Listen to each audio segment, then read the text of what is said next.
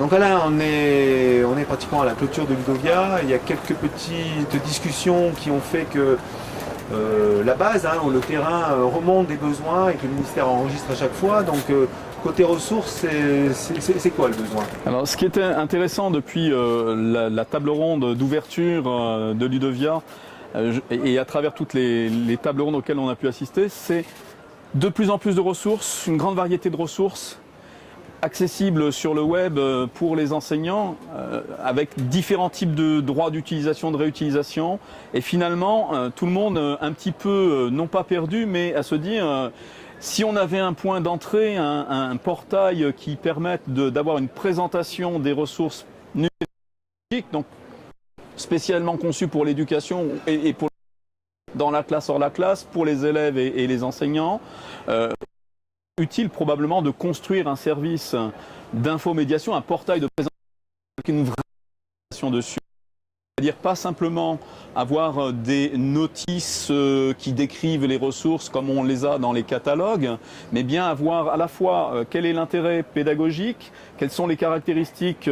techniques, juridiques, les cadres, les contextes dans lesquels on peut utiliser tout cela, et avoir également possibilité de nourrir ce service d'infomédiation par des remontées d'utilisation réelle, d'expérimentation, qui apportent de l'information aussi bien aux formateurs, aussi bien aux enseignants eux-mêmes, aux utilisateurs eux-mêmes, qu'aux producteurs de ressources avec lesquels, bien entendu, on pourrait partager partie de ces informations, toute information, de manière à améliorer la qualité des ressources et la découvrabilité, donc faire rentrer plus facilement encore le numérique à l'école. Et je crois que ça, c'était quelque chose qui était prégnant dans beaucoup de discussions. Est-ce que ça pourrait aller jusqu'à une proposition ou des propositions de parcours pédagogique à l'aide des ressources? Alors, on est toujours là dans deux types d'approches. Les propositions pédagogiques et de construction de parcours de formation, c'est qu'il y a le service magistère qui effectivement permet de contribuer à la fois sur des parcours au niveau de l'académie, de faire des propositions, des parcours nationaux lorsqu'on propose à l'ensemble d'accéder à cela. Donc il y a différentes échelles à laquelle cela peut être fait.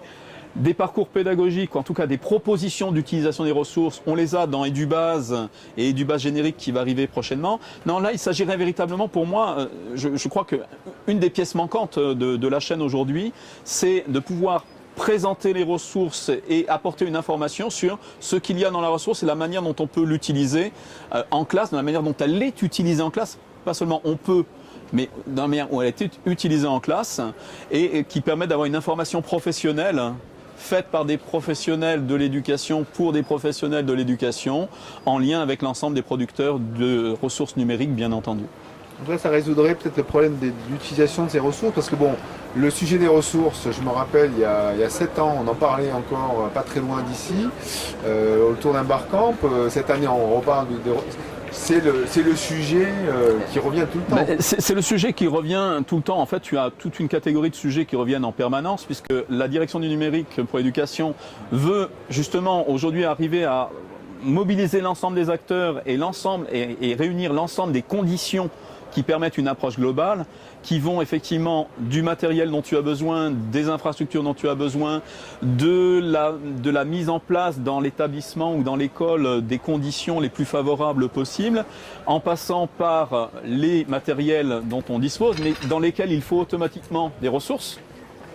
et où il faut effectivement aussi avoir des propositions d'utilisation de ces ressources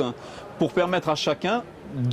d'exercer son activité professionnelle, sa créativité